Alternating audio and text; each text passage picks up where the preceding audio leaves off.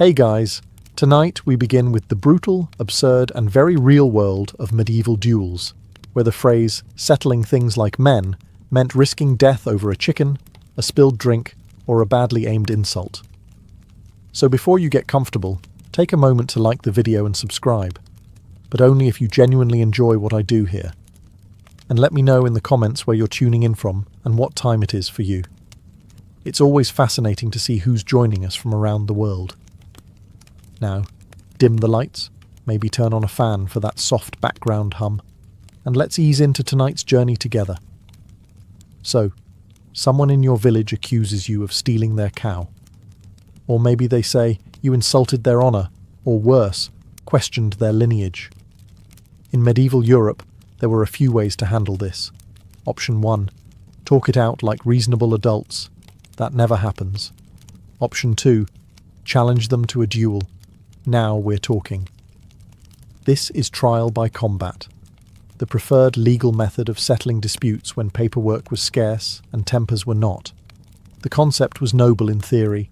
Let two parties fight it out, and the winner is obviously telling the truth, because God would never let a liar win a sword fight. Spoiler, God stayed out of most of these. The rules, if we can call them that, were hazy at best.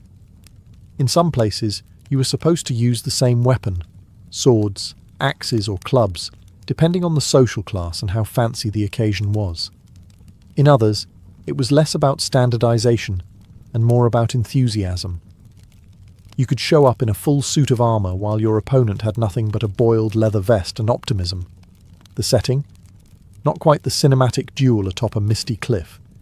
It was usually a muddy field, a town square, or whatever patch of land was flat enough for swinging things. Occasionally spectators gathered, not for fairness and just for entertainment. And these fights were not elegant. Forget graceful fencing or Shakespearean monologues.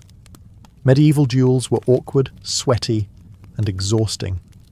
Two people clanking around in heavy gear, wheezing through metal grills, hoping the other one slipped in the mud first. Interestingly, you didn't always have to kill the other person. If they surrendered, maybe with a loud "uncle" or just by groaning into the dirt, the duel could be over. But if they didn't, well, the fight might continue until someone stopped moving convincingly. Oh, and yes, there were documented cases of women dueling men, sometimes with modified rules, like the man fighting from a pit while the woman stood above with a club. Which sounds weird, but at least someone was trying to level the playing field. Literally.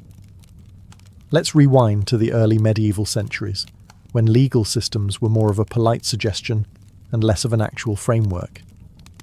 If someone accused you of stealing a pig, insulting their honour, or being secretly French, you didn't hire a lawyer. You sharpened something pointy and asked God to take sides. Thus entered the elegant institution of trial by combat, where truth was determined not by facts, but by whoever could swing a sword without immediately falling over. It started with Germanic tribes like the Franks, who believed that the gods, and later, God with a capital G, would never let an innocent man lose a fight. You could lie, cheat, and maybe have 3 goats too many. But once the swords came out, divine justice was expected to intervene. Eventually. Hopefully. Unless God was on lunch break. Trial by combat wasn't the only legal ordeal available. There was also trial by fire. Carry this red-hot iron and hope your skin doesn't melt. And trial by water. If you float, you're guilty. If you sink, you're innocent, but possibly dead. But trial by combat had a certain panache. It was dramatic, noisy, and gave you the faint illusion that skill mattered. Over time, the concept became so popular that it started showing up in actual law codes. The Lex Alamanorum and Lex Salica, basically the medieval equivalent of, "My uncle wrote this down so it must be legal," spelled out that if someone calls you a liar, and you're feeling especially confrontational, you may challenge them to a duel. Please bring your own weapons and try not to embarrass your ancestors. By the 12th century, trial by combat had worked its way into feudal courts. Nobles used it to resolve land disputes, marital accusations, and anything else that required a dramatic ending. There were rules, kind of. Duels had to be approved by a judge, which meant someone in robes and a hat said, "Yes, you may now attempt to legally bludgeon each other." The best part, if you refused to fight, you were automatically guilty.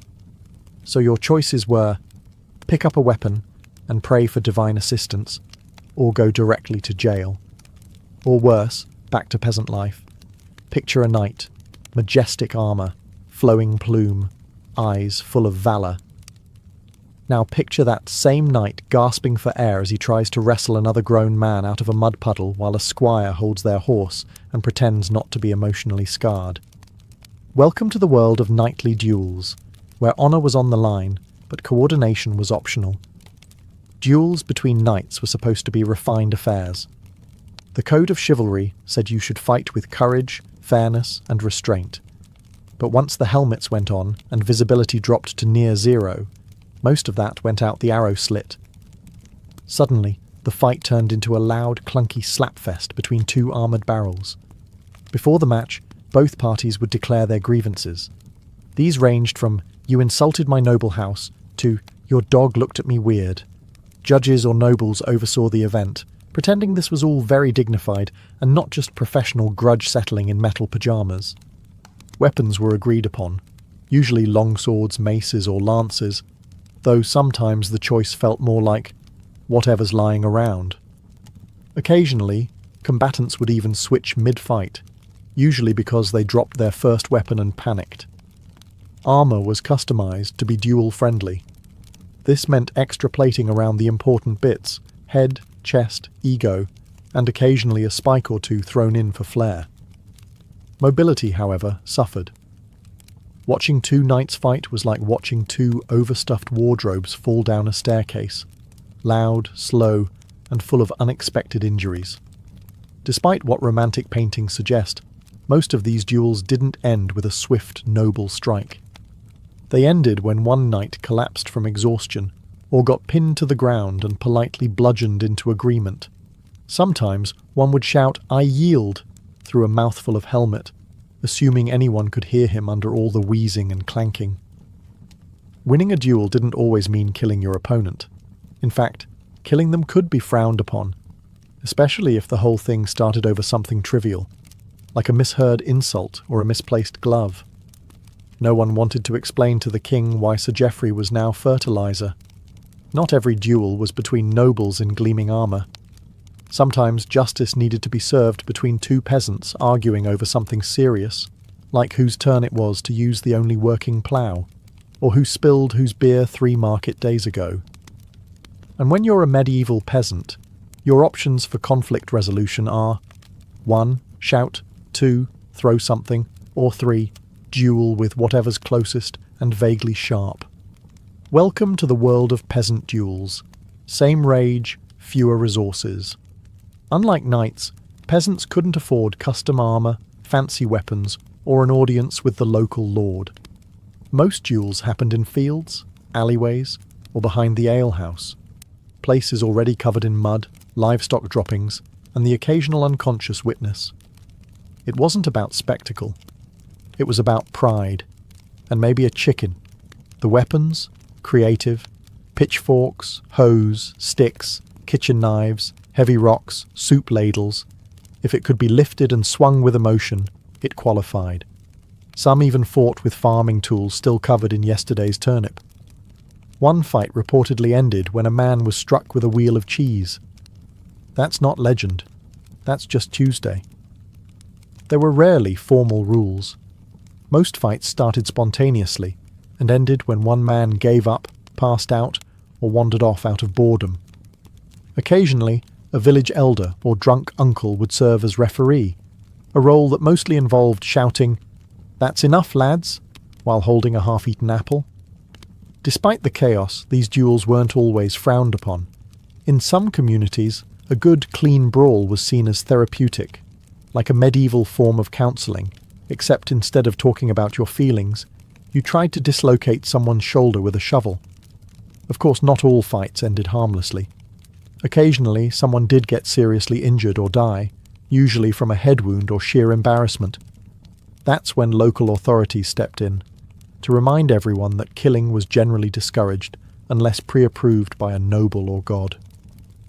Still, peasant duels were a vital outlet in a world with few rights and even fewer coping mechanisms. They were loud, messy, irrational, much like life itself back then. And while you might not win land, honour or a title, you could win the argument, which to a medieval peasant was basically the same thing. When it came to medieval duels, your weapon said a lot about you. It told your opponent how serious you were, how rich you were, and in some cases, how recently you were interrupted while cooking stew. Let's start with the classics. The long sword was the go-to weapon for knights and well-funded squires. It looked impressive, balanced well, and could easily end a dispute, or at least leave a memorable dent in your opponent's armour. If you showed up with a long sword, you were basically saying, "I've trained for this and possibly own land." Then there was the mace, a charming little tool designed specifically for bludgeoning someone through their armour. The mace didn't bother with elegance. It was the medieval equivalent of a hammer, practical, brutal, and not great for subtle messages. Axes were common too, especially among those who enjoyed a bit of lumberjack flair in their fighting. Some were one-handed, others two-handed, depending on how dramatic you wanted your entrance to be. Axes had a certain flair. Nothing says, "This is personal," quite like swinging what used to be a firewood tool at someone's helmet. Now for the creative entries. If you were a peasant, you fought with whatever was lying around. Pitchforks, sticks, hoes, wooden clubs, and yes, even the occasional frying pan. There are actual records of people showing up to duels armed with kitchenware. One man famously wielded a skillet with such fury that the local priest made a note about it in the parish ledger, probably under unusual bludgeonings. Daggers were also popular for close quarters work. Some were sleek, others were glorified pointy triangles. In tight spaces like castle corridors or tavern basements, daggers let you settle your grievances without knocking over too many chairs. If you were really trying to make a statement, you might show up with a flail, the infamous chain and ball contraption. Flails were dramatic, terrifying, and nearly impossible to aim properly. There's a reason you don't see flail experts today. Most of them knock themselves out. You might think the medieval church, bastion of peace, piety, and moral guidance, would be firmly against the idea of people settling arguments with swords, sticks, or cast-iron cookware. You'd be half right. In theory, the church condemned violence. In practice? Let's just say their position on duels was more "it depends" than "absolutely not." Trial by combat started as a holy concept. The belief was that God would ensure the righteous party would win the fight. After all, what better way to determine the truth than by seeing who could swing harder without falling over? Priests would often bless the combatants before the duel, not to stop them, but to make sure God had the proper paperwork in order. Church officials frequently oversaw formal duels, especially those sanctioned by courts. One monk was even known to keep score, not in any official capacity. He just found it interesting. The logic was simple. If a man survived the duel, then God clearly liked him more. If he didn't, well, divine judgment had spoken. And also, there was now a vacancy in the choir. However, not everyone in the church was on board. Popes periodically banned trial by combat, calling it barbaric, unchristian, and terrible for Sunday attendance. These bans were widely ignored, especially by nobles, who had a knack for hearing church decrees only when they agreed with them. Ironically, monasteries themselves weren't exactly violence-free zones either. There are records of monks getting into brawls over garden tools, book borrowing, and choir duties. One particularly spicy disagreement ended with a novice monk hurling a psalter at someone's head. Heavenly inspiration, weaponized. The church's real problem with duels wasn't the violence, it was the unpredictability. Sometimes, the wrong person won. And nothing ruins divine authority like God backing the guy who smells like ale and hasn't confessed in 6 years. Eventually, as legal systems matured, And as people kept bleeding on church property, clergy began pushing for less trial by axe and more trial by witness testimony.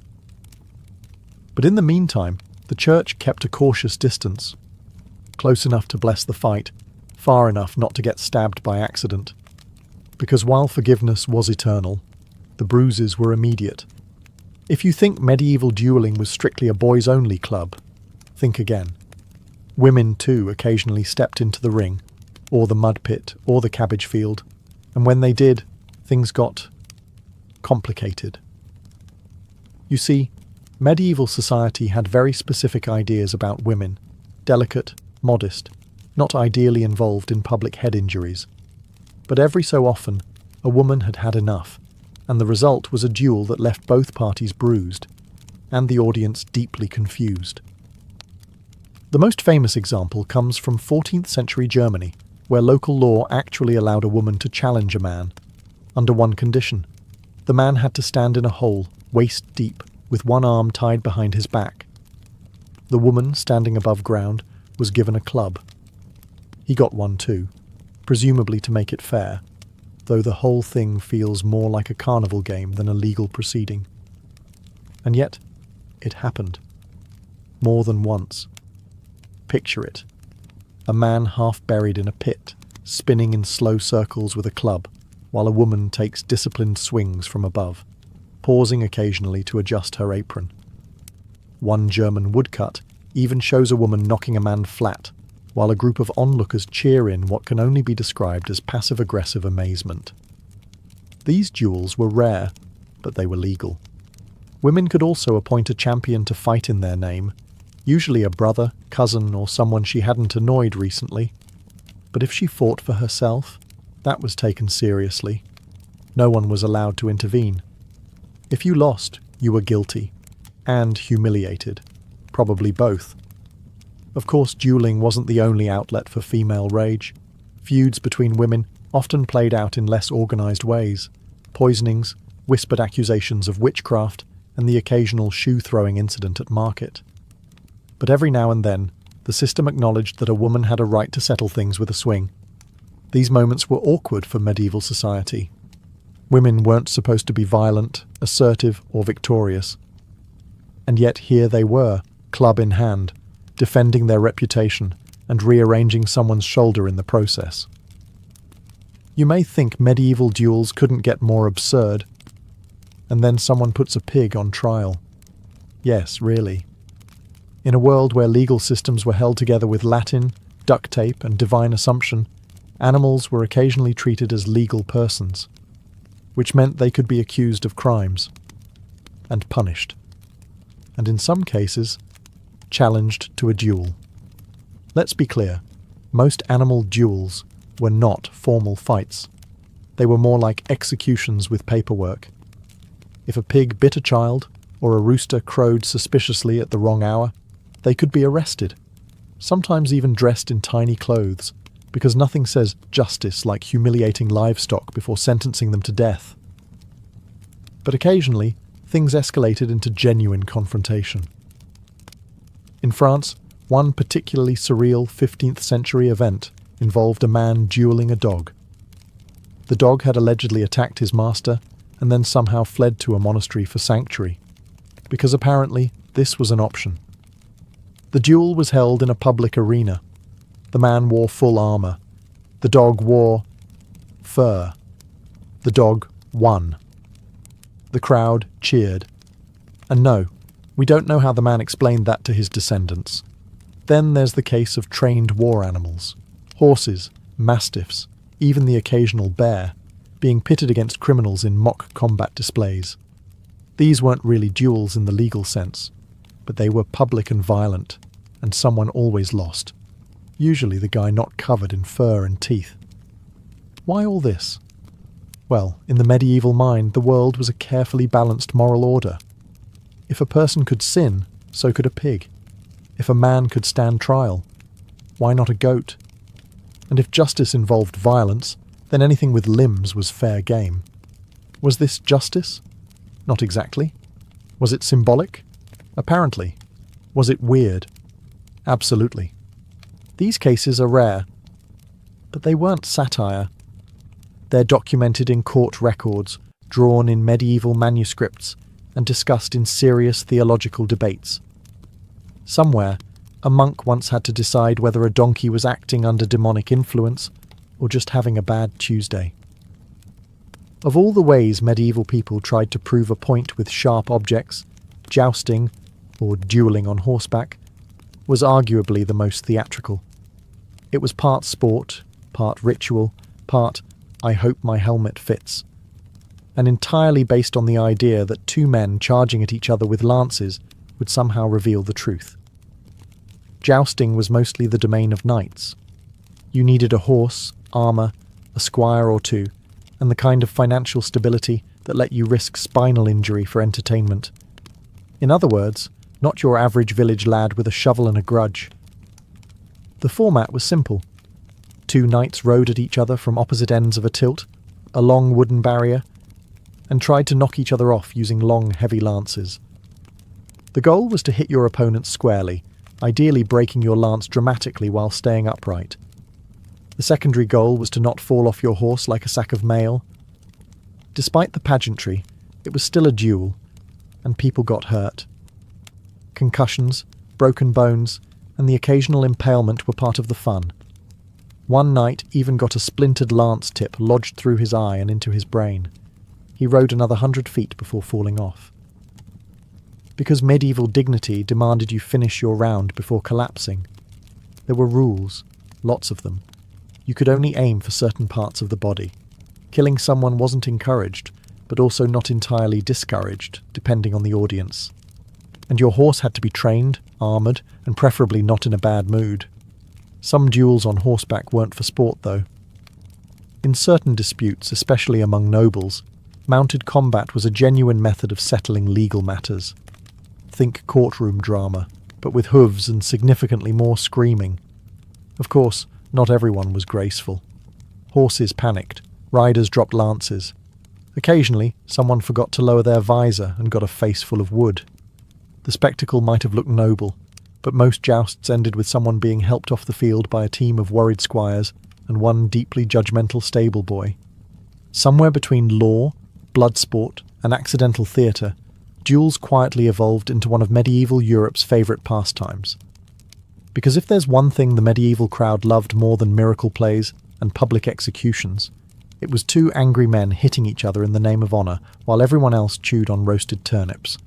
By the 13th century, duels weren't just about resolving disputes. They were events. Villagers would gather. Nobles would invite guests. Merchants sold snacks. Sometimes there was even music. It was less grievance settlement and more medieval fight night.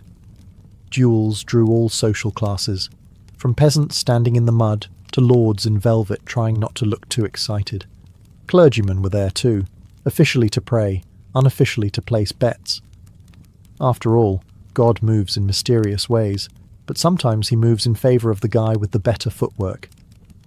It wasn't uncommon for duels to be held in large open areas, town squares, castle courtyards, or special duelling grounds. Temporary stands were built, beer flowed, bread was thrown, occasionally at the fighters. And when the fight started, the crowd watched every swing, grunt, and misstep with rapt attention.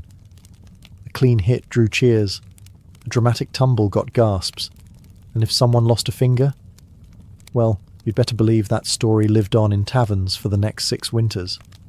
The entertainment value wasn't just in the violence, it was in the characters. Some duelists had reputations. The bold young squire, the grizzled war veteran, the guy who once fought a goose and lost. People came for the drama, the spectacle, the possibility that someone might trip over their own sword and become a local legend. Occasionally, fights were so underwhelming that the audience turned on both participants. Booing was involved. Tomatoes, if in season. One chronicler noted a duel where both men refused to engage for over 20 minutes, resulting in the crowd storming the field and declaring a sheep the moral victor. In time, the duel became less about truth and more about the show. It was proof that justice didn't have to be efficient. It just had to be loud, messy, and preferably shirtless. Because if you're going to settle a legal matter, why not invite the entire town and make a day of it? Not all duels were local tavern scuffles over who stole whose bucket. Some were legendary affairs, remembered not just for the bruises but for actually shaping historical events, or at least mildly adjusting them while everyone else stood around pretending it mattered more than it did.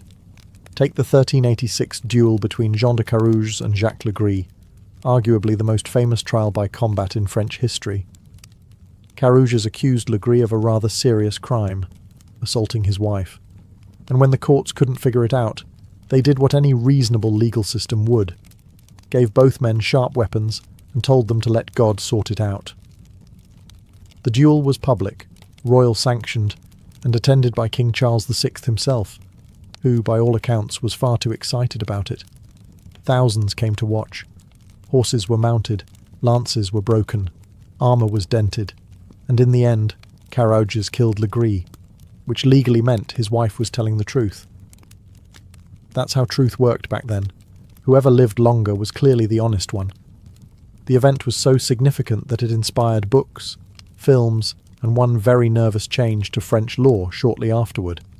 Trial by combat was quietly discouraged when people realised justice by stabbing might not be the most reliable system. Then there's the 1467 duel between the Burgundian champion Jacques Laleng and a Spanish knight, a fight held for diplomacy, glory, and the kind of national pride that involves punching each other with sticks. They fought for hours before it ended in a draw, a polite way of saying, everyone's too tired to keep pretending this is fun. Duels weren't always so grand. One monk challenged another to single combat over who should be choir director. Another pair of nobles fought because one sneezed during the other's toast. These weren't world-changing moments, but they do serve as a reminder that medieval conflict resolution was roughly one sideways glance away from carnage. Some duels shaped kingdoms, others just shaped noses, but they all shared the same logic. When words fail and evidence is lacking, put on some armour, grab a stick, and hope your opponent skipped breakfast. In the Middle Ages, words mattered. A little too much. Especially if those words suggested someone's honour, parentage, or bathing habits were less than stellar. Because while modern insults might result in a strongly worded email, medieval insults could very easily end in a legal duel and a broken collarbone. Insults in medieval society weren't just rude, they were often actionable offences. Calling someone a liar, a thief, or, heaven forbid, a coward could be considered defamation. And the only acceptable response? Challenge them to a duel and let your sword explain your feelings more clearly. But insulting someone wasn't as simple as shouting, "You stink," across a field. There was an art to it, a certain flourish. This was a time when people took 10 minutes to say good morning, and another 5 to accuse your uncle of sheep theft. Some favoured the direct approach. A classic insult might sound like, "You are a knave and a scoundrel, unworthy of your title and your trousers." Others preferred the poetic route, accusing rivals of being spawn of a flea-bitten sow, or lower than the worms beneath the dung heap. The more syllables, the better. Nobles had their own version of verbal warfare. Instead of yelling, they wrote passive-aggressive letters in elaborate calligraphy, carefully insulting one another's courage, fashion, or genealogy, then sealing it with wax and sending it on a horse. Truly, the most elegant form of pre-fight trash talk, and if things escalated, as they always did, a formal challenge was issued, sometimes in writing, sometimes in front of witnesses. A glove might be thrown, a goblet might be overturned. One gentleman even slapped his rival with a fish, which sounds silly until you realise it probably still had teeth. Interestingly, refusing to respond to an insult was sometimes worse than the insult itself. Backing down marked you as dishonourable, weak, or, worst of all, boring. The medieval world was deeply obsessed with reputation. A single well-placed insult could ruin a name, invite a duel, or start a decades-long family feud. It was dangerous territory, filled with flowery language and very real consequences. So, you've insulted someone's lineage, spilled their ale, or looked at their sheep in a suspiciously admiring way. Now you're standing in a muddy field, armed with a sword you barely remember how to hold, and wondering how you ended up here. Let's talk strategy. Step 1. Show up. This might sound obvious, but in the Middle Ages, refusing to duel could make you legally guilty by default. You'd lose your honour, your reputation, and possibly your left ear, depending on local sentencing trends. So unless you enjoy public shaming and/or ear loss, attendance is strongly encouraged. Step 2. Size up your opponent. Are they armoured like a walking pantry? Are they already sweating through their visor? Are they nervously praying or quietly muttering something that sounds like a last will and testament? Great. You're either in trouble or about to become a legend. Step 3. Know your weapons. If you're fighting with a longsword, aim for joints. If it's maces, just swing until something makes a cracking noise. If you're both armed with daggers, congratulations. You're about to have a very personal, very awkward wrestling match in front of everyone you've ever met. Step 4. Use psychology. Shouting random words can be surprisingly effective. One knight once screamed, "Turnips," before charging. His opponent hesitated just long enough to get flattened. Confidence matters. So does being confusing. Step 5. Don't trip. Easier said than done. Mud, armour and panic make excellent co-conspirators. Falling flat on your face in the first 30 seconds of combat guarantees a place in local history as a cautionary tale. And finally, if you're going to lose, lose memorably. Shout something dramatic. Swing with flair. Make your final move so ridiculous that ballads are written about it. One man once threw his sword and yelled, "To the moon with you!" It didn't help him win, but children sang about it for weeks. Because while winning earns you honour, losing with style earns you immortality.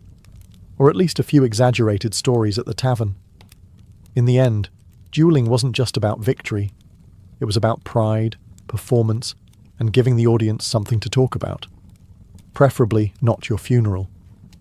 By now, you might be under the impression that duels were all about honour, fairness, and dramatic exits. But sometimes, more often than anyone wanted to admit, duels were less about justice and more about getting rid of someone conveniently while looking very noble about it. Welcome to the darker side of dueling. Legalised murder, now in ceremonial wrapping. Let's say you're a nobleman. You've got a rival. He's richer, louder, and his falcon is clearly better trained. You can't just assassinate him. That's uncivilized.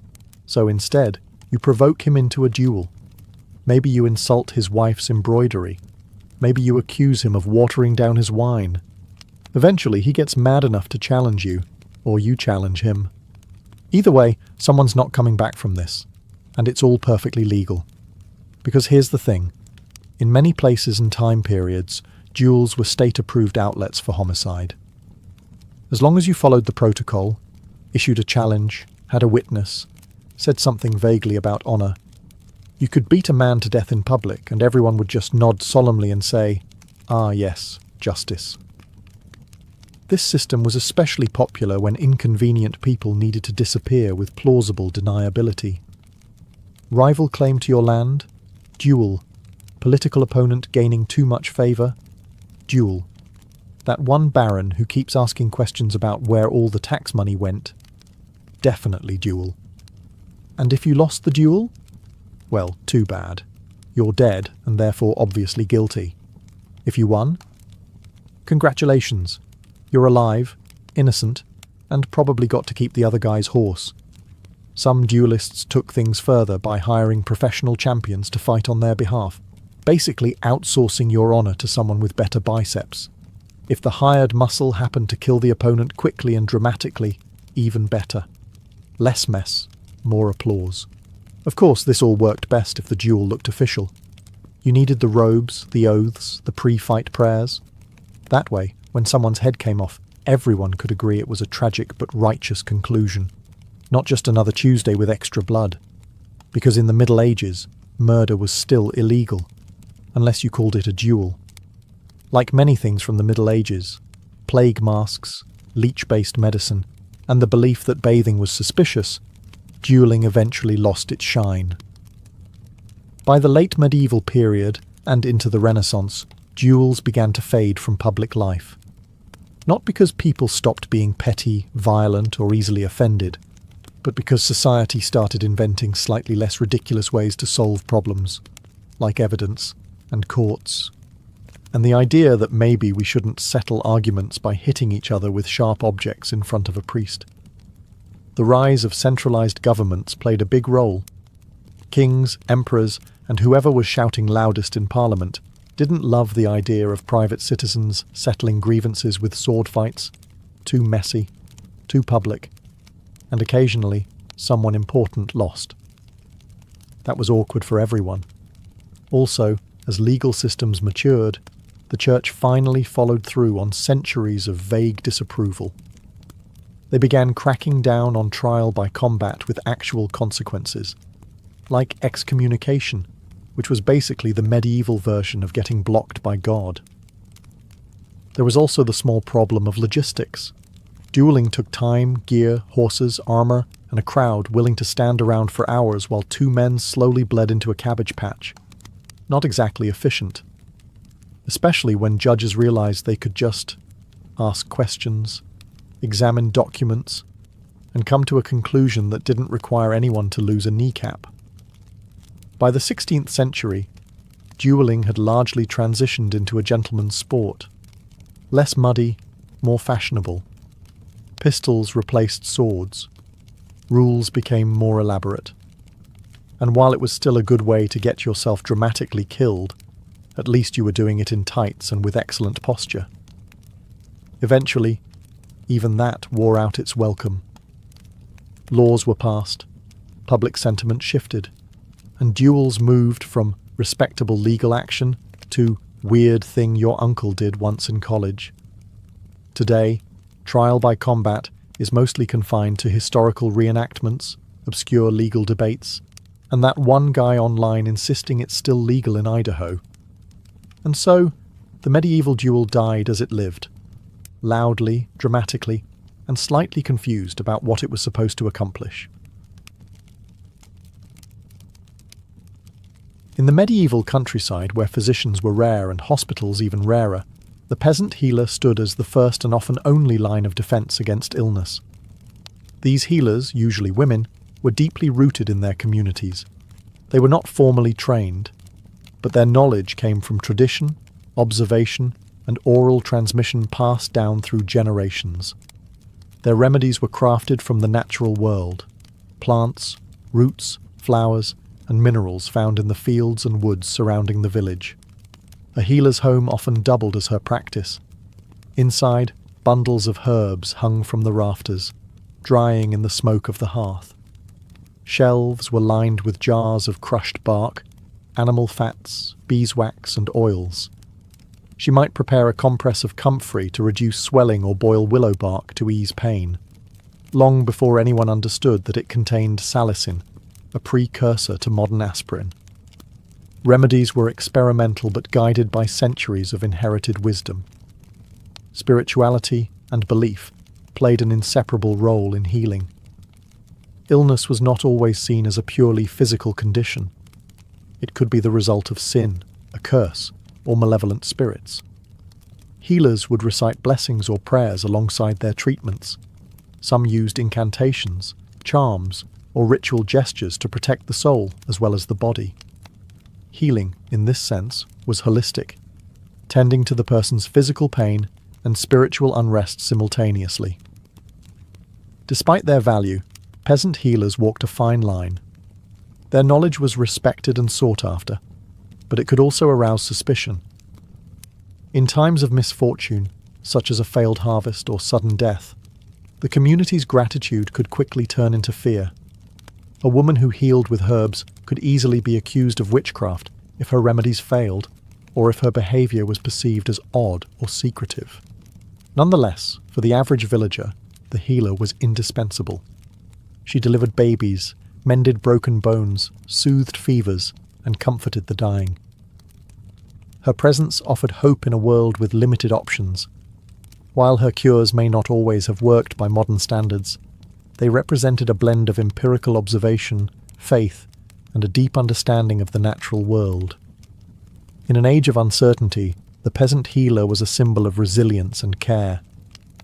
In the deeply spiritual and often superstitious world of medieval peasants, illness was not just a matter of failing health, it was a potential sign of spiritual attack or evil influence. One of the most curious and widespread methods for defending against these unseen forces was the creation of witch bottles, small containers filled with protective items, meant to trap or repel harmful magic. These bottles were typically crafted from glass or stoneware, though clay vessels were common in rural areas. Inside, the healer, or sometimes the afflicted person themselves, would place a variety of symbolic items: iron nails, hair or nail clippings from the victim, red threads, pins, herbs, and even urine. The urine was believed to attract the attention of the witch responsible for the affliction, and once she was lured in, the sharp or rusty contents of the bottle would wound or trap her spirit, rendering her powerless. After being prepared, the witch bottle would be buried upside down near the entrance of a home, under the hearth, or beneath the threshold. Placement was key. It had to intercept dark forces before they entered the household. If illness persisted or worsened, another bottle might be made, or the original might be dug up, altered, and reburied with stronger ingredients. These objects were not rare. Across medieval Europe, especially in England and Germany, archaeologists have uncovered hundreds of them, often still sealed, their contents untouched for centuries. Their presence is a quiet testament to the fears that haunted the minds of everyday people. The fear that sickness came not only from cold weather or dirty water, but from curses, jealousy, or unseen spiritual warfare. In tandem with witch bottles, peasants sometimes hid apotropaic marks, symbols carved into doors, lintels, or walls, to ward off evil. These could include circles, pentagrams, or the interlaced letters VV, invoking the protection of the Virgin Mary. Such signs were not mere decoration. They were silent guardians, protecting families from illness and misfortune. Though they may seem strange now, these practices reflect a worldview where illness and health were deeply entwined with belief. For the medieval peasant, to be protected physically meant being protected spiritually, and that meant taking no chances with the forces beyond sight. For medieval peasants, nature was not just the backdrop to daily life. It was the pharmacy, the healer's library, and the silent teacher. When illness struck, those who worked the land turned to it for relief, relying on generations of accumulated knowledge about which plants helped and which ones harmed. In a time when formal medicine was inaccessible and often misunderstood, herbs were among the most trusted allies. The meadows and forests surrounding villages were rich with medicinal flora. Yarrow was gathered for wounds, known to stop bleeding and promote healing. Chamomile soothed upset stomachs and helped with sleep. Mugwort was burned to ward off illness, or used in poultices for aching joints. Nettle, despite its sting, was boiled into teas that relieved joint pain and encouraged urination, flushing the body of what they called bad humours. Peasant healers knew when to harvest each plant, under the right moon phase, after the morning dew, or before the solstice. Timing mattered. The potency of a plant was believed to be influenced by the stars, the season, and the ritual surrounding its collection. It wasn't just science. It was a sacred practice. Herbs were often combined with rituals or prayers. A healer might say a charm while crushing the leaves, or bless the water used in a herbal infusion. The act of preparing the remedy was almost as important as the ingredients themselves. This blending of natural and spiritual treatment reflected the belief that illness had both a bodily and a mystical cause. In the absence of written texts, knowledge was passed orally. A healer might teach her daughter, apprentice, or a trusted neighbour the art of identifying safe mushrooms from poisonous ones, or which root should be boiled and which should be dried. Recipes were memorized, not written. Some families had their own secret blends, closely guarded for generations. Though they lacked microscopes or modern chemistry, peasant communities developed an intuitive understanding of the body and nature's ability to help it. And while not every remedy cured, many were surprisingly effective. Modern science has confirmed the antimicrobial and anti-inflammatory properties of several herbs they used. Herbalism was more than a skill. It was a quiet, persistent form of survival and self-reliance. In the shadow of plagues and poor harvests, a bundle of dried plants could mean the difference between hope and despair. Not all medieval peasant remedies were based on herbs and prayer. Many treatments relied on a deeper, older tradition, one that believed animals held special properties capable of drawing out disease, neutralizing curses, or restoring balance to the body. Among the most curious of these were frog poultices and toad-based cures, once commonly practiced across rural Europe. The logic was symbolic as much as physical. A live frog might be pressed against a sore throat or infected wound, then released into a stream. It was believed that the frog would absorb the illness and carry it away with the current. In more severe cases, frogs were cut open and placed directly on the body. The transfer of disease into the animal, often accompanied by a spoken charm, was thought to trick the illness into leaving its human host. Toad powder, made from dried and crushed toads, was sometimes used in salves or sprinkled into wounds. Though this might seem grim, it was born of the belief that like repels like. If the ailment was caused by something unnatural or venomous, only a creature with similarly magical properties could combat it.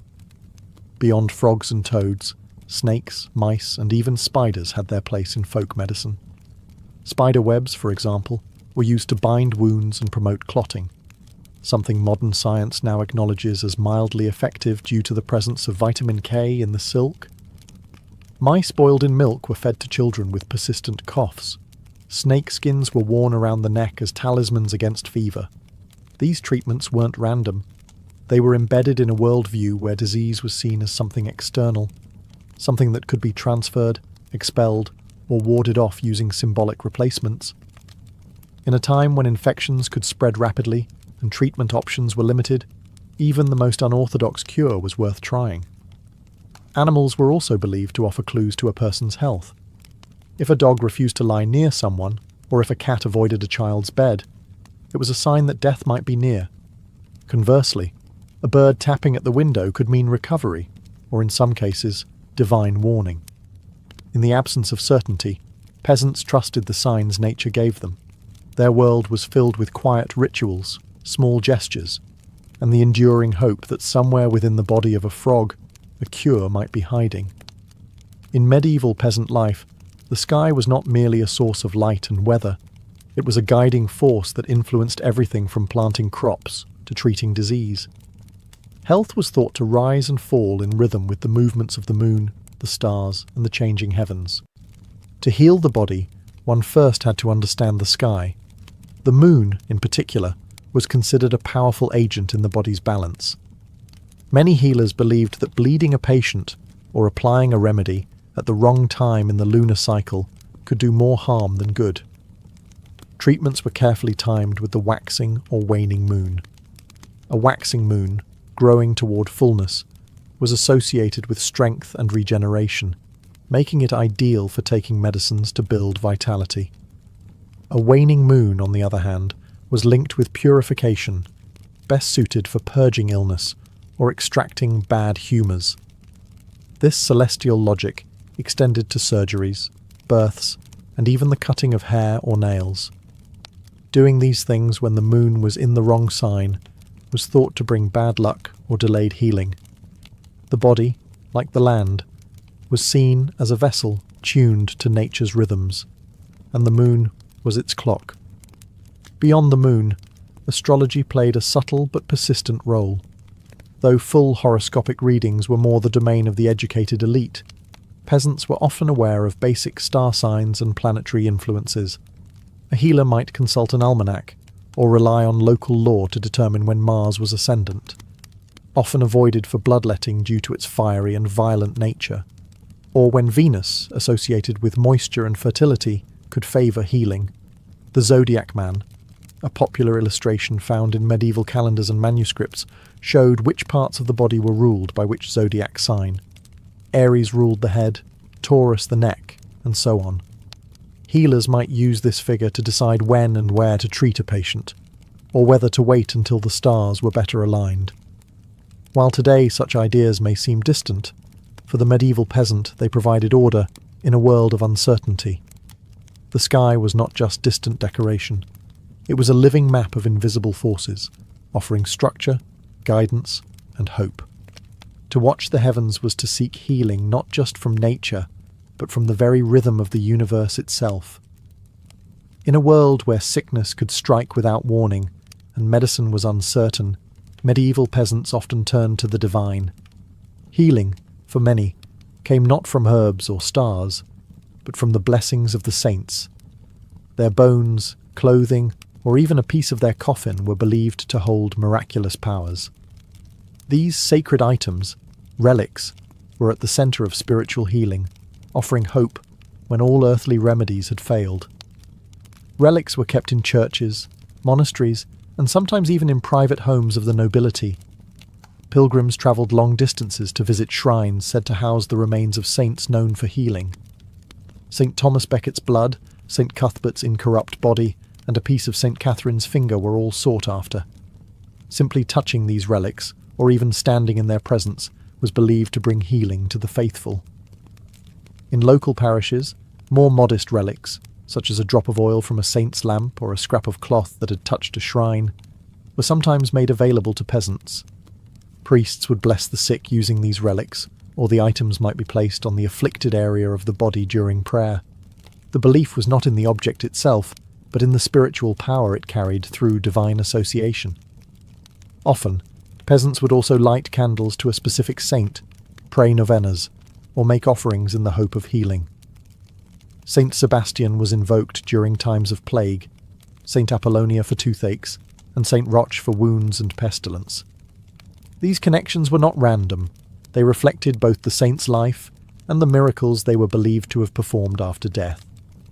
For those too ill or too poor to travel, local rituals sometimes replicated the power of relics. A healer might wrap a charm with a saint's name written on parchment and tie it around a limb.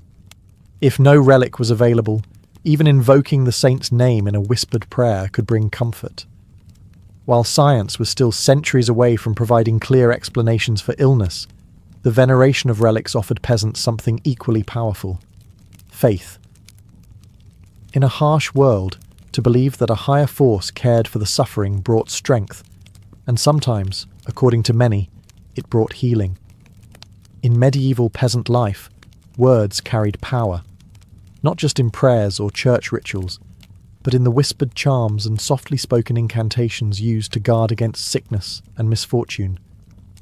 Healing was as much about protection as it was about remedy, and for many, the first defense came not from medicine, but from a charm worn around the neck, or a phrase passed quietly from mother to child.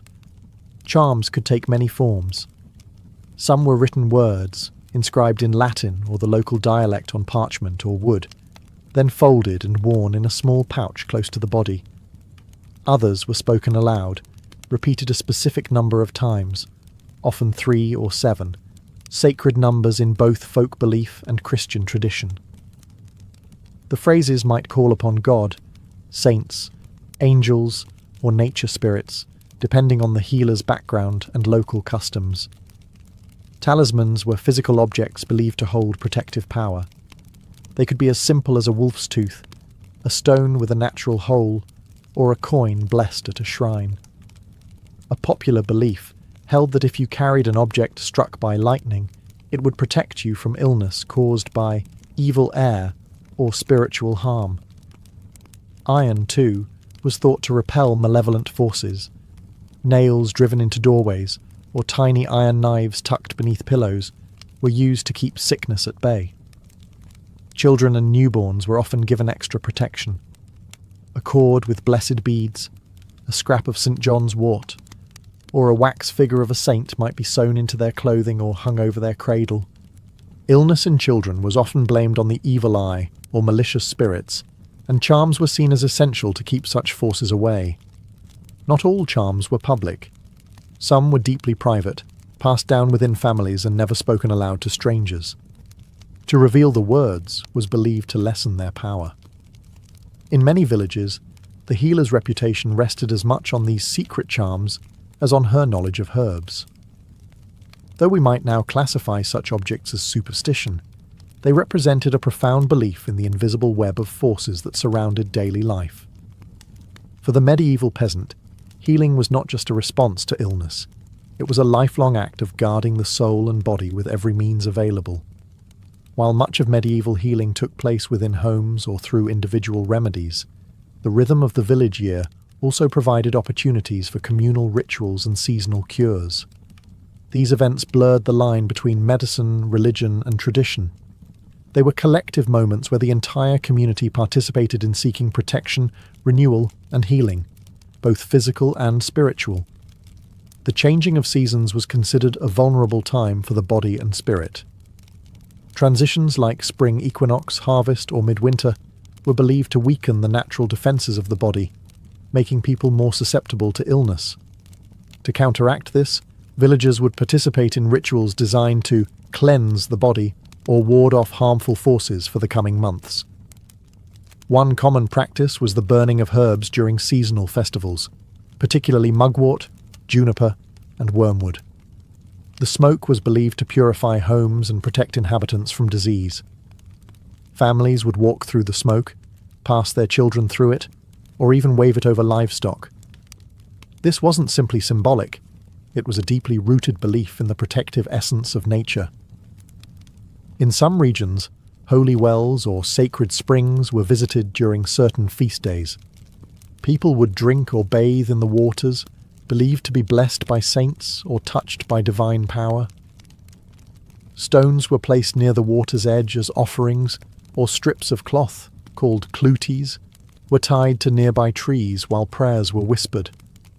These were acts of devotion and healing in equal measure.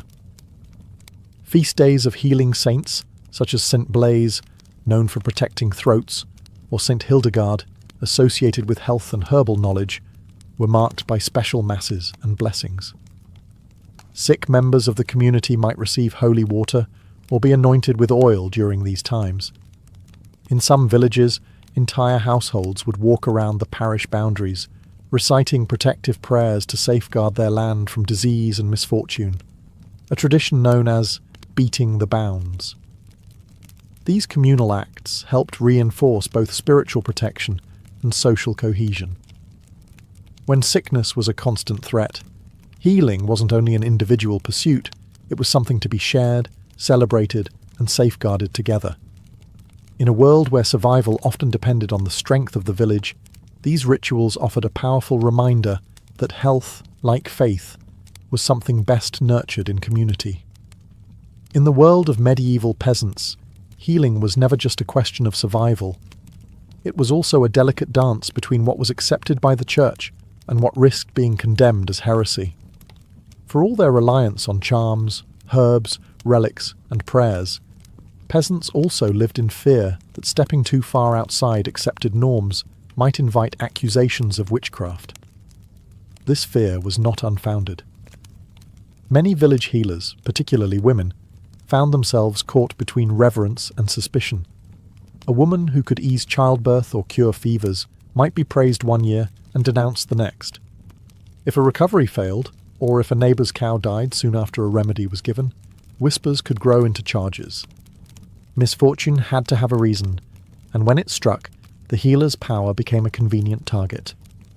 Church authorities tolerated many traditional practices, especially those wrapped in Christian imagery or invoking saints, but they also drew firm lines.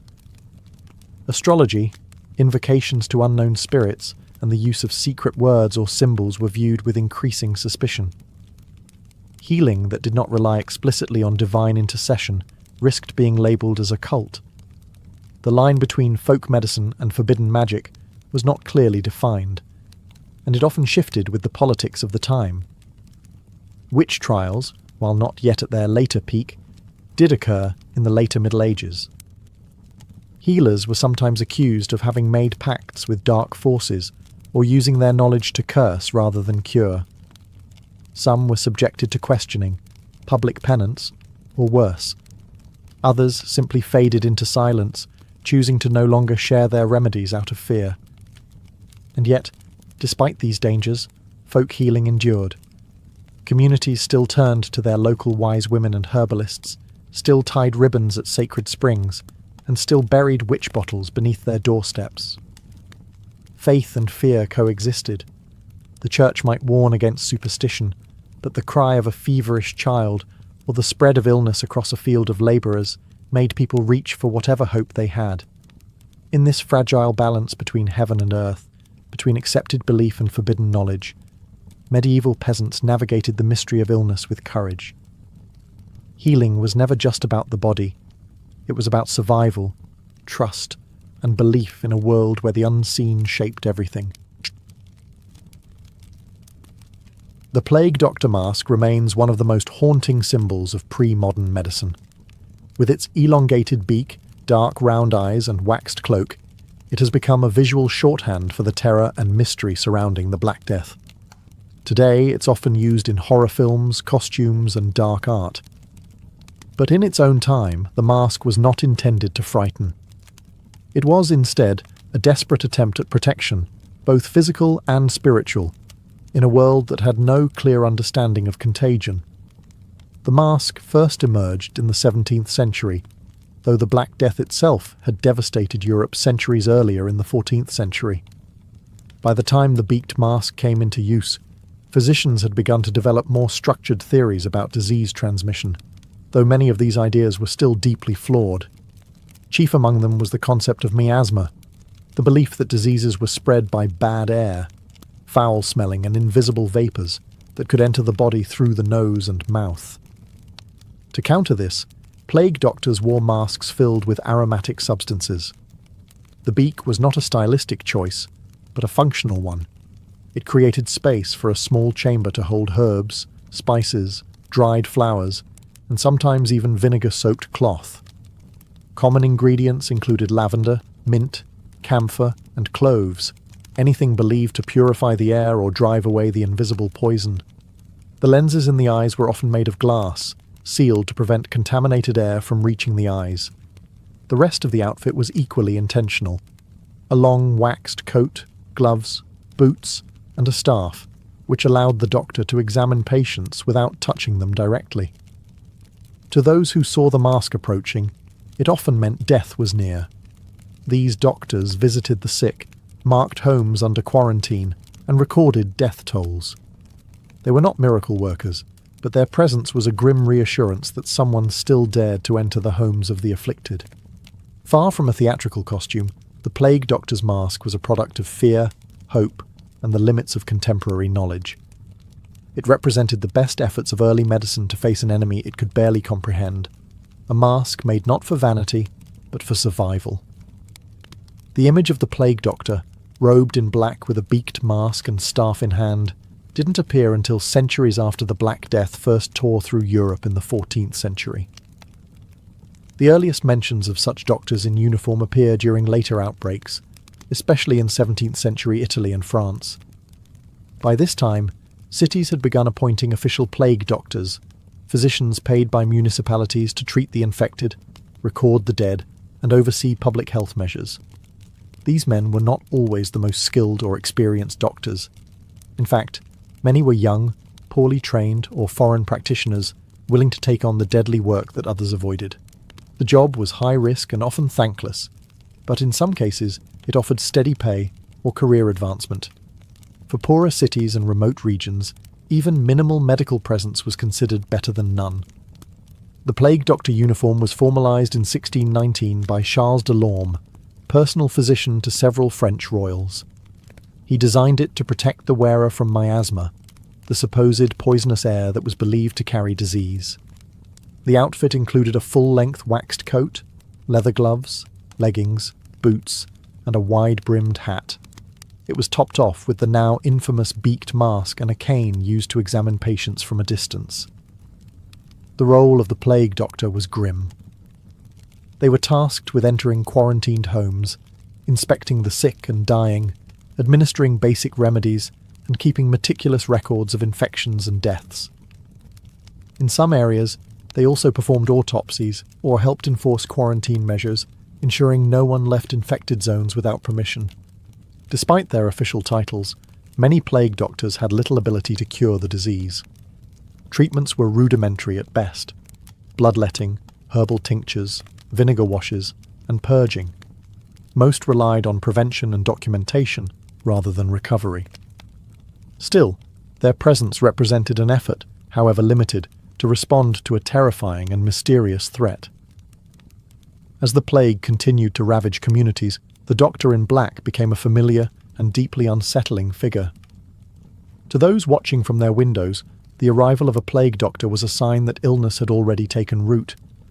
It was a living reminder of both society's vulnerability and its determination to resist.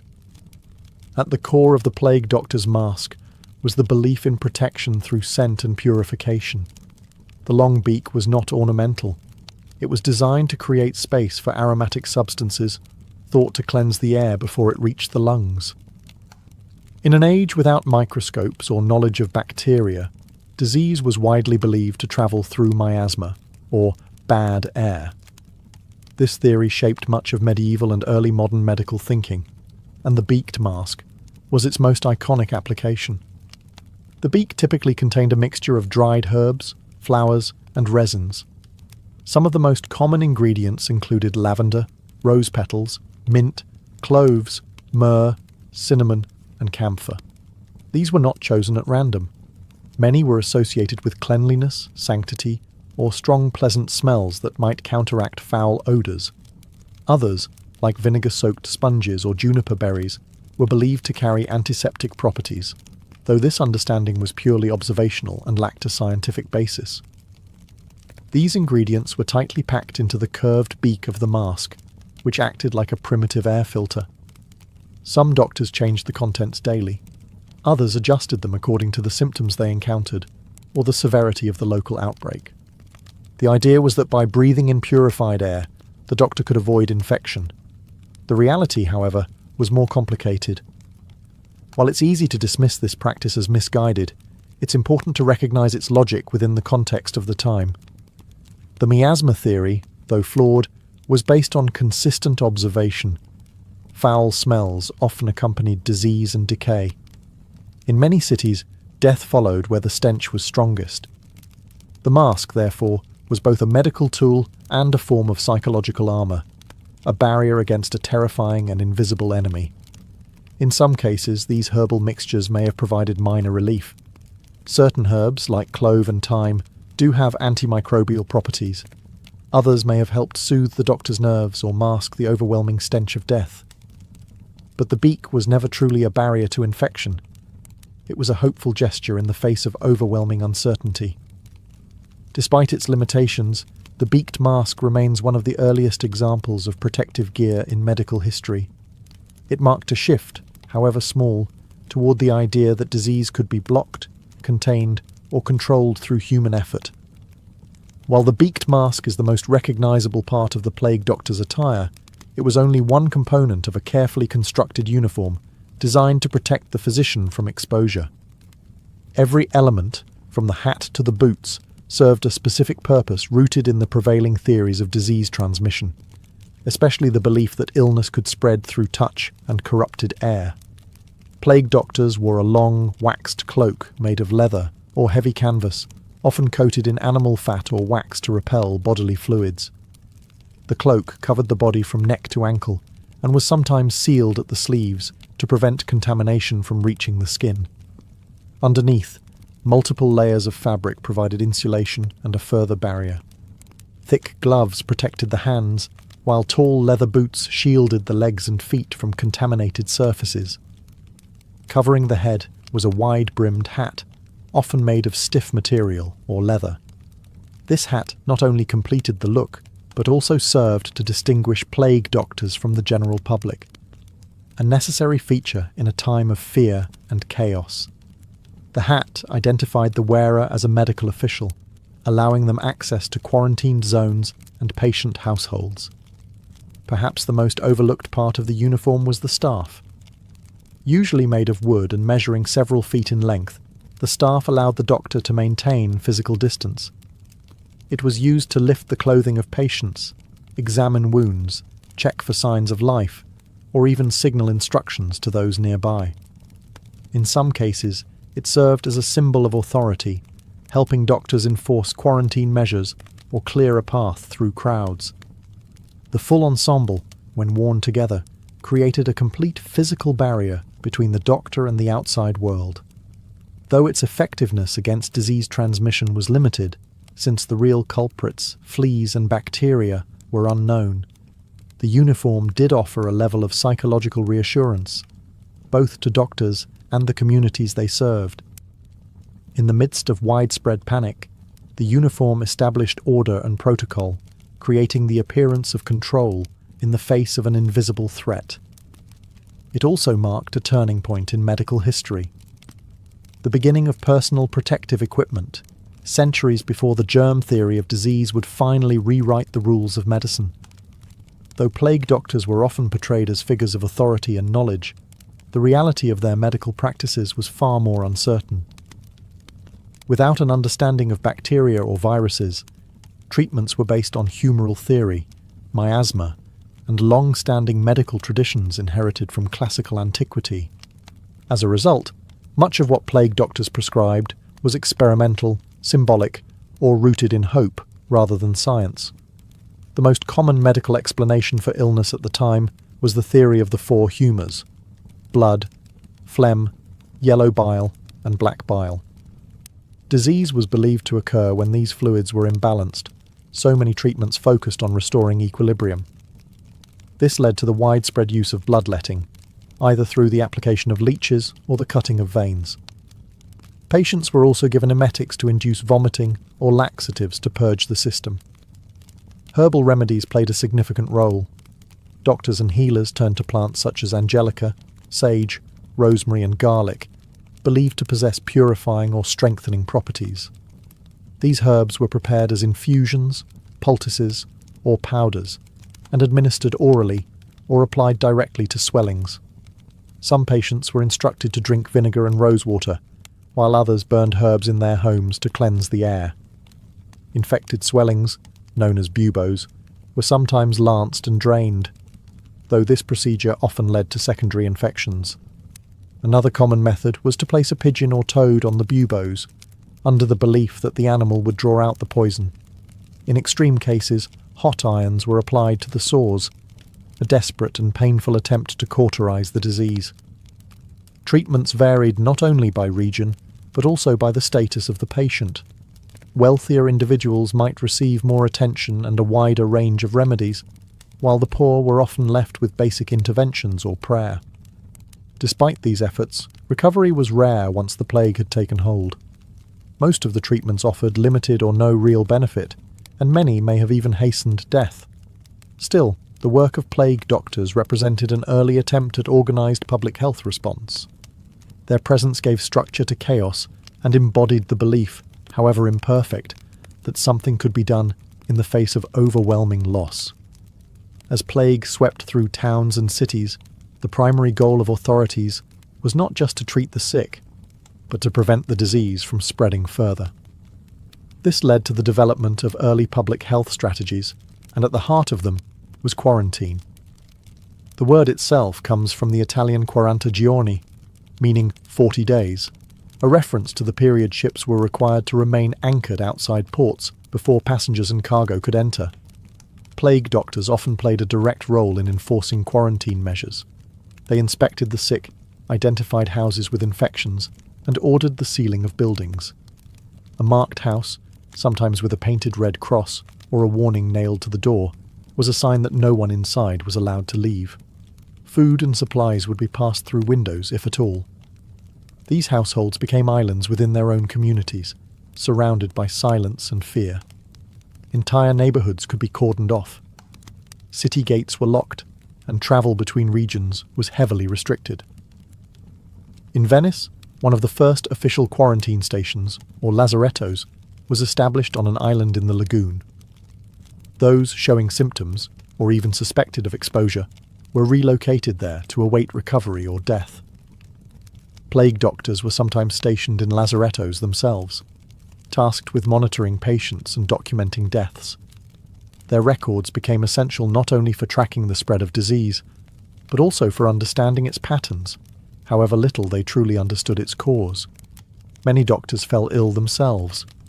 Though their protective clothing may have offered some degree of physical separation, it was no match for the true agents of disease, fleas and bacteria, unknown to science at the time. These measures, though harsh, were not without effectiveness. Reducing contact between the healthy and the sick, even unknowingly, helped slow the spread of infection. Yet the psychological toll was immense. Isolation, suspicion, and desperation gripped communities. People fled cities, abandoned loved ones, or turned on neighbours in fear. Quarantine reflected the grim reality of a world without cures. It was a strategy born not of knowledge, but of necessity. And within its confines, the plague doctor became both a symbol of help and a reminder that survival often came at the cost of separation and sacrifice. In the public imagination of the time, the figure of the plague doctor existed in a strange and often uncomfortable space. They were part healer, part official, and part omen. Their appearance, cloaked, masked, and silent, made them instantly recognizable, but also deeply unsettling. For many, the arrival of a plague doctor in their neighborhood did not signal hope. It signaled that death was already present. The medieval worldview was steeped in religious belief, superstition, and symbolism. Illness was often perceived as divine punishment or a consequence of sin. The plague, with its rapid and indiscriminate devastation, seemed to support this view. In this context, the plague doctor's eerie costume and tools took on a near mystical quality. Some believed the masks themselves held magical properties. Others feared that plague doctors could bring disease rather than cure it. Rumours abounded. Some whispered that plague doctors collected souls, not patients. Others believed they practiced forbidden arts, or that they were immune to the disease through secret knowledge or dark pacts. The fact that doctors rarely entered homes without full covering and often avoided speaking to the sick directly only deepened the fear and mystery surrounding them. Yet in times of desperation, communities still turned to them. A plague doctor's visit was feared, but their absence was worse. For all their strange attire and limited methods, they represented the only structured response to an otherwise invisible and terrifying threat. To receive a visit from a plague doctor meant you had not been entirely abandoned. Art and literature from later centuries would solidify the plague doctor's image as one of Gothic horror. The beak mask became a symbol of death and dread long after its use had ended. Even today, its image appears in festivals, horror fiction, and popular media, not as a figure of medical aid, but as a harbinger of fear. This duality of healer and omen reflected the era's blurred lines between science, superstition, and faith. In the eyes of the people, plague doctors walked a thin line between protection and prophecy, between medicine and magic. They were witnesses to catastrophe and symbols of a fragile human response in the face of forces they could neither fully see nor fully understand. Today, the image of the plague doctor has taken on a life of its own. It is instantly recognizable. The long, curved beak, black cloak, and vacant glass eyes. But this powerful symbol, so often associated with medieval times, is largely misunderstood and often inaccurately placed in history. Contrary to popular belief, the iconic plague doctor mask did not originate during the first great wave of the Black Death in the 14th century. The most recognizable form of the outfit, the beaked mask and waxed overcoat, was not widely used until the 17th century, particularly in Italy and France during later outbreaks. Earlier physicians treating the Black Death did not wear this kind of uniform at all. In fact, some worked without any protective gear whatsoever, which contributed to their high mortality rates. The plague doctor image we know today was further shaped not just by medicine, but by art and satire. In the 17th and 18th centuries, illustrators began to depict plague doctors in exaggerated fashion. Beaks longer than practical, eyes exaggerated for effect, and poses that emphasized their otherworldly presence. These drawings blurred the line between medical documentation and theatrical representation. In time, the image became divorced from its original context. By the 19th and 20th centuries, plague doctors were less associated with actual medical history and more with folk horror, masquerade costumes, and dark symbolism. The Venetian carnival adopted the beaked mask into its traditions, turning it into a figure of spectacle and performance. The haunting mask, stripped of its original function, became a character, part healer, part ghost. Today, the plague doctor appears everywhere, from video games and graphic novels to Halloween costumes and historical dramas. Its popularity stems not just from its strangeness, but from what it represents: a time of fear, confusion, and the human instinct to protect against the unknown. Yet behind the mask lies a real story, one of early attempts at disease control, of lives lost in service, and of the fragile bridge between medieval superstition and modern science. The legacy of the plague doctor is not just in what they wore, but in what they faced: a world without answers, and the courage to enter it anyway. Beneath the eerie mask and historical misconceptions, the plague doctor remains a symbol of something far more enduring than fear: human resilience. In an age when science was limited and answers were scarce, these individuals stepped into the heart of the world's deadliest outbreaks, not with certainty, but with purpose. Their tools may have been flawed, and their understanding incomplete, but their presence marked a conscious choice to confront danger in service of others. Plague doctors, whether trained physicians or volunteers, often worked in isolation. They entered infected homes, walked streets emptied by death, and documented the toll of epidemics in a time before modern medical infrastructure. They recorded the names of the dead, observed symptoms, and in some cases even conducted early forms of epidemiological study, noting patterns of transmission and rates of mortality. Though they could not stop the disease, they laid the groundwork for future public health practices. Their methods, quarantines, protective clothing, herbal fumigation, reflect a society beginning to grasp that disease could be contained, even if it could not yet be cured. In this way, the plague doctor was a bridge figure, one foot in the world of humours, saints and superstition, and the other in the emerging realm of observation, data, and structured response. Their uniform, so strange to modern eyes, was the result of a logical system built with the tools and beliefs available at the time. Rather than symbols of ignorance, the beaked masks and waxed cloaks were expressions of adaptation, early, imperfect prototypes of the personal protective equipment that would become essential centuries later. Perhaps this is why the image endures. The plague doctor reminds us not only of the horror of pandemics, but of humanity's refusal to surrender to them. Even in an age overwhelmed by death and mystery, people showed up. They experimented, documented, endured, and tried, despite the risks, despite the odds.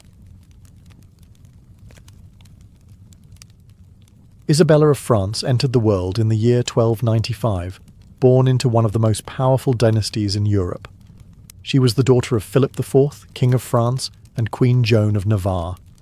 Her father was a monarch known for his cold efficiency and strict control over his realm, earning the nickname Philip the Fair, not for kindness, but for his pale complexion and stern, symmetrical features.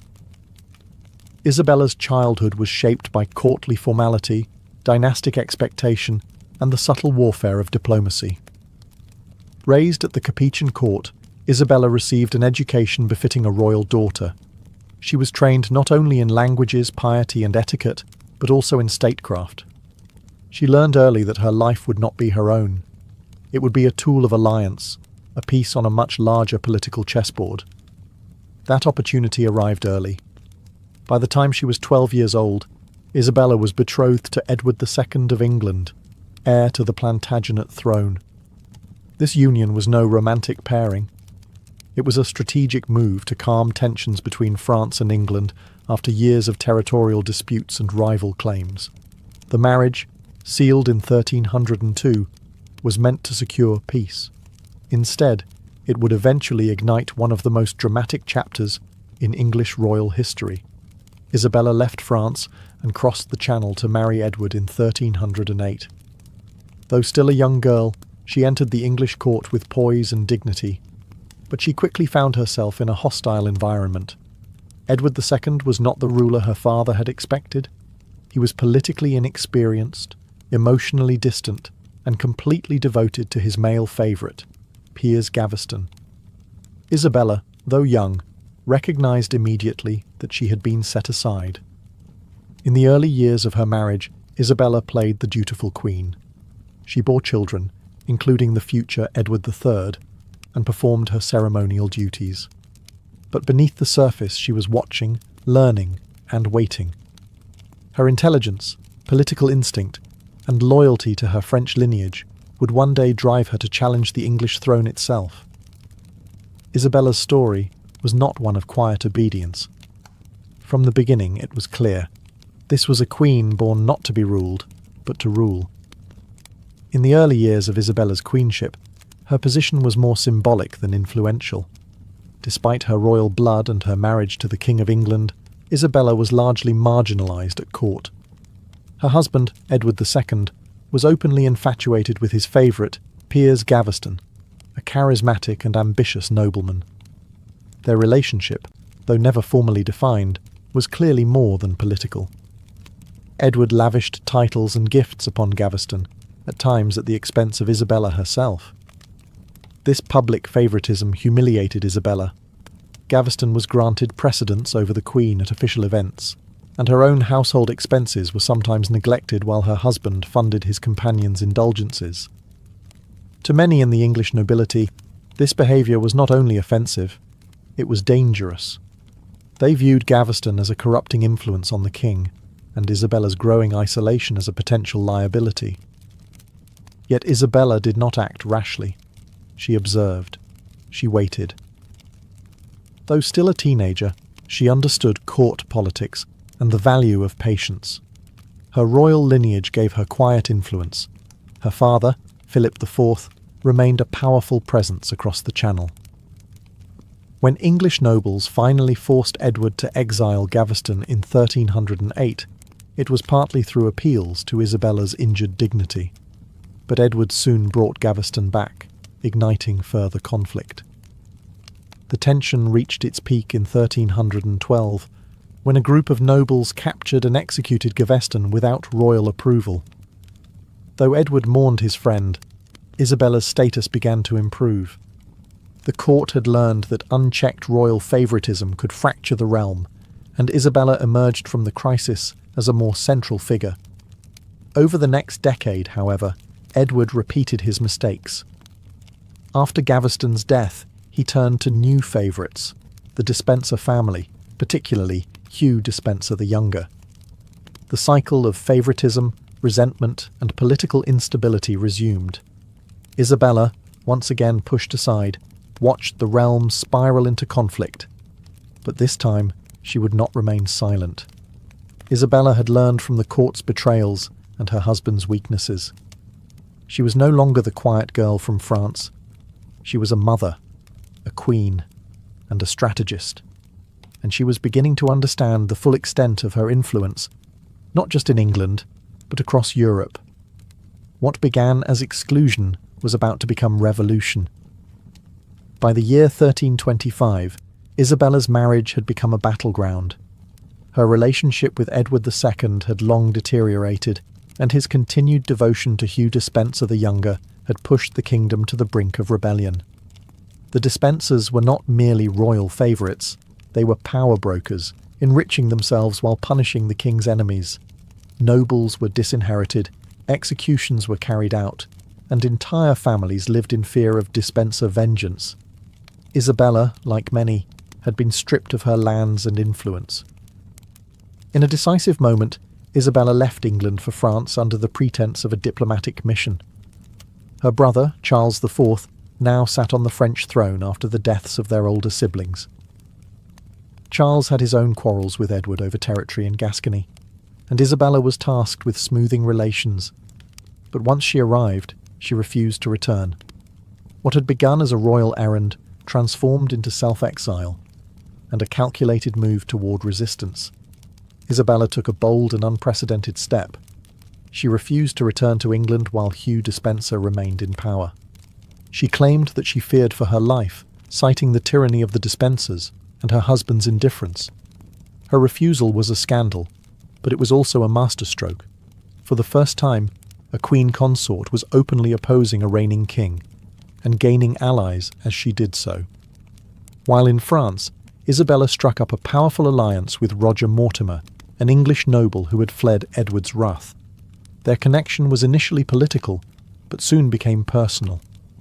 Whether their romantic relationship had already begun is unclear, but by the time they joined forces, their interests were inseparable. Together, they began gathering support from disaffected English nobles and French allies. Isabella also had another ace, her son, Edward of Windsor, the heir to the English throne. She insisted he join her in France, away from his father's influence.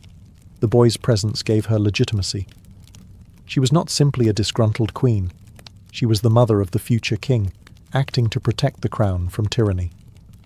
From exile, Isabella began to build a revolution. She was no longer just resisting Despenser. She was preparing to remove a king.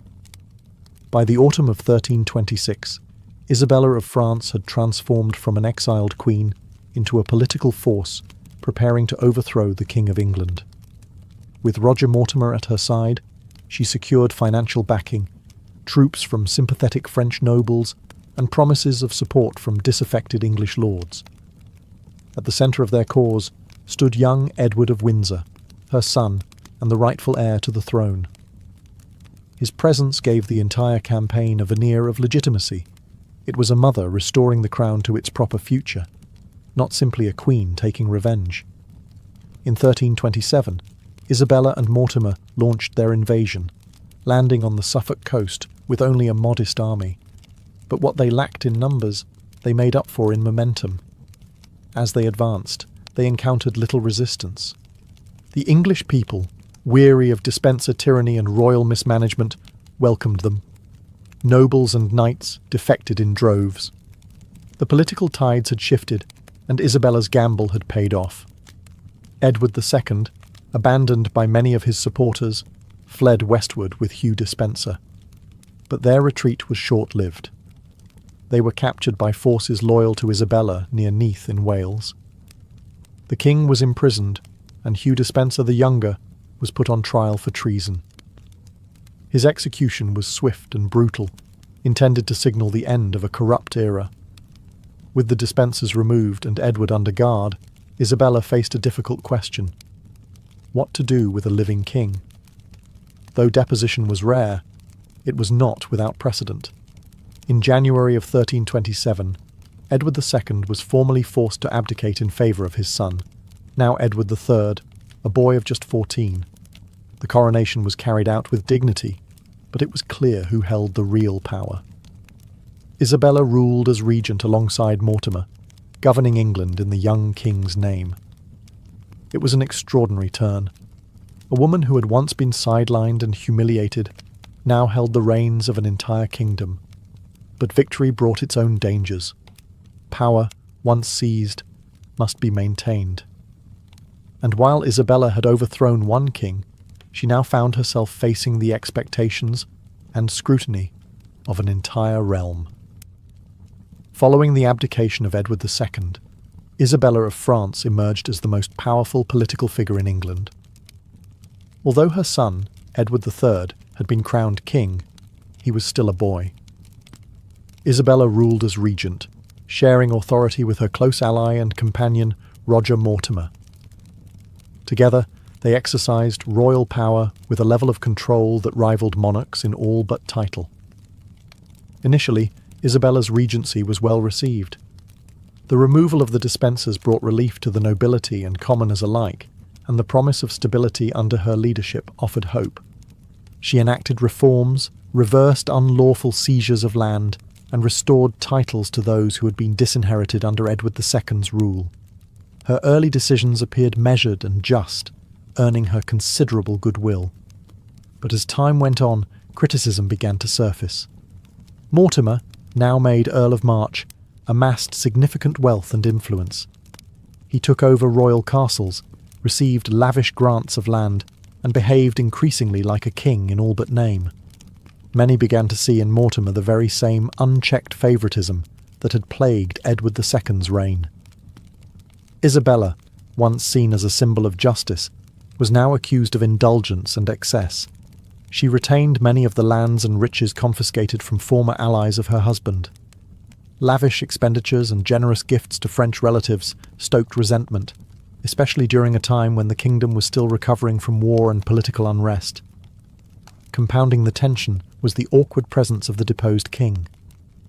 Though Edward II had abdicated, rumours circulated that he remained alive in captivity. This shadow over Isabella's rule raised suspicions and whispers of conspiracy.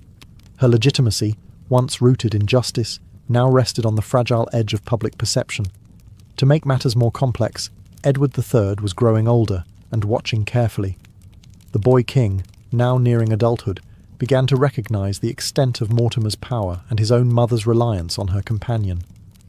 What had once been a regency was beginning to look like a regime. Isabella had claimed victory, but holding power would prove more perilous than seizing it. The queen who had toppled a king would soon face the challenge of reigning without becoming the very thing she had once destroyed. By the year 1330, Edward III was 17 years old, no longer a boy, and no longer content to watch his kingdom ruled in his name. Though he had been crowned king 3 years earlier, real authority remained firmly in the hands of Isabella and Roger Mortimer, who continued to rule England with increasing boldness. Mortimer had grown arrogant, adopting the privileges of kingship without its title, and Isabella supported him unwaveringly.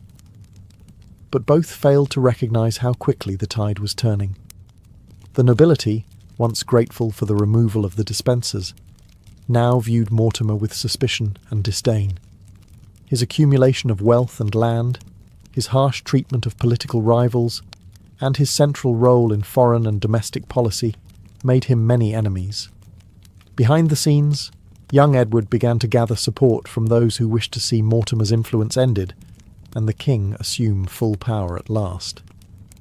The turning point came in the autumn of 1330, when Edward launched a secret coup. While staying at Nottingham Castle, he used a hidden passage to sneak a small group of trusted allies into the fortress. Under the cover of night, they arrested Mortimer without bloodshed. The operation was swift, discreet, and decisive. Isabella was taken into custody the following morning. Though she was treated with respect and spared public humiliation, her authority was immediately revoked. Mortimer, on the other hand, was tried for treason. Accused of abusing power, enriching himself unlawfully, and manipulating the crown, he was found guilty. Despite Isabella's desperate pleas, Edward ordered his execution. Mortimer was hanged at Tyburn in November of 1330. With Mortimer's fall, Edward III finally claimed the throne in full. He distanced himself from the excesses of the Regency, restored confiscated lands, and reassured the nobility that England was once again under rightful royal rule. As for Isabella, her fate was more complicated. Though she had helped depose a king and orchestrate a regency, Edward chose mercy over punishment. He did not imprison or exile her publicly. Instead, he allowed his mother to retire, away from court, away from politics, and far from the centre of power she once commanded. The she-wolf had been silenced, but not destroyed. After the dramatic fall of Roger Mortimer and the full ascension of Edward III, Isabella of France was no longer a queen in power, but she was still the king's mother, a position that granted her a measure of protection. Rather than subject her to imprisonment or public disgrace, Edward allowed Isabella to retire from public life in relative comfort. It was not punishment in the traditional sense, but it was exile nonetheless, a quiet removal from the stage she once dominated. Isabella was settled at Castle Rising in Norfolk, a fortified manor house surrounded by vast estates. There she lived under a sort of gentle supervision. Though she retained a portion of her wealth and status, she no longer wielded political influence. The court moved on without her, and her name slowly faded from royal decrees and chronicles. The woman who had ruled England through ambition and force now lived surrounded by gardens, servants, and silence. Despite this retreat from power, Isabella was not entirely abandoned. She received regular visits from family, including her son Edward, who ensured she lived in comfort. Records show she maintained a small court of her own and engaged in acts of charity, religious devotion, and patronage of the arts. Her reputation, however, remained controversial. Some viewed her as a queen betrayed by circumstance. Others saw her as a traitor who had overstepped the bounds of royal decorum. In truth, Isabella's retreat was both a loss and a reprieve. The political world she had once navigated with such precision had turned against her, and her removal may have spared her the fate that many others in similar positions had suffered. Unlike Mortimer, she lived. Unlike Edward II, she kept her dignity. Her silent exile allowed her to rewrite the final chapters of her life, not in rebellion, but in reflection. For over 2 decades, Isabella remained at Castle Rising. She outlived many of her enemies and saw her son grow into one of England's most powerful and respected monarchs. But she never returned to court, never again played a role in policy or statecraft. She had stepped into history with fury and brilliance. Now she waited for it to settle. Isabella of France's life was marked by dramatic turns: queen, exile, regent, revolutionary. Her nickname, the She-Wolf of France, captured the fierce reputation she earned for her unyielding will and political cunning. Yet her legacy is far more complex than a simple label suggests. Isabella was a woman ahead of her time, a royal who refused to accept marginalization and instead used her intelligence and connections to influence the fate of kingdoms. Her actions led to the deposition of her husband, Edward II, a rare and controversial move in medieval Europe. In doing so, she challenged traditional gender roles and reshaped the monarchy. Her regency demonstrated that a queen could wield power effectively, even in a male-dominated society. She managed alliances, negotiated with nobles, and navigated international politics with skill. Though her partnership with Roger Mortimer ultimately ended in downfall, Isabella's initial rule brought much-needed stability after years of turmoil. Despite this, history has often judged her harshly. Many chroniclers portrayed her as manipulative and ruthless, focusing on her personal relationships and ambitions rather than her political achievements. These portrayals reflect the biases of their time, which struggled to reconcile strong female leadership with medieval ideals of womanhood. Modern historians, however, have begun to reassess Isabella's role, recognizing her as a key player in the shifting landscape of 14th century Europe. Her story sheds light on the complexities of power, gender, and survival in a turbulent era. It also reveals the precarious balance a queen had to maintain between loyalty to family and political necessity. Beyond politics, Isabella's life was a tale of personal sacrifice. Her marriage, once a political alliance, became a source of betrayal and hardship. Her exile was a quiet end for a woman who once shook kingdoms, yet she endured. Isabella's legacy lives on not only in history books, but in cultural memory, as a symbol of resilience, ambition, and the relentless pursuit of justice in a world stacked against her. The she-wolf may have been feared and vilified, but she remains undeniably one of the most fascinating figures of medieval history. Isabella of France spent her final years away from the political turmoil that had once defined her life. Living at Castle Rising in Norfolk, she devoted herself to religious contemplation, charity, and maintaining her household with dignity. Though her time as a queen and regent had ended, she remained a figure of significance, a royal mother, a former ruler, and a woman who had dared to challenge kings. Her relationship with her son, Edward III, remained respectful but distant. By the time of her death in 1358, Edward had firmly established himself as one of England's most formidable monarchs. He had restored the power of the crown, expanded English territories, and led the country into a new era. While Isabella had retreated from public life, her influence lingered in the very fabric of Edward's reign. Isabella's story is not merely one of scandal and rebellion, but also of survival and transformation. She navigated a treacherous world of shifting alliances, betrayal, and expectations placed on women of royal blood, Her ability to wield power, often in opposition to the men around her, left an indelible mark on English and French history. Her nickname, the She-Wolf of France, while initially intended as a term of derision, has come to symbolize her fierce determination and political acumen. Isabella's legacy challenged contemporary notions of female weakness and passivity. She demonstrated that even in the rigid hierarchies of medieval society, a woman could be a decisive actor, shaping the course of history through both strategy and will. Today, Isabella is remembered as a complex and compelling figure. Her life inspires questions about gender, power, and agency, questions that resonate far beyond her own time. She was a queen who faced exile but never obscurity, a mother who safeguarded her son's throne, and a ruler whose story continues to fascinate historians and storytellers alike. In the end, Isabella of France's life was a testament to resilience, a legacy of a queen who, despite immense challenges, carved her name into the annals of history. Her story reminds us that behind every great ruler lies a complex human story of ambition, loss, and the quest for power.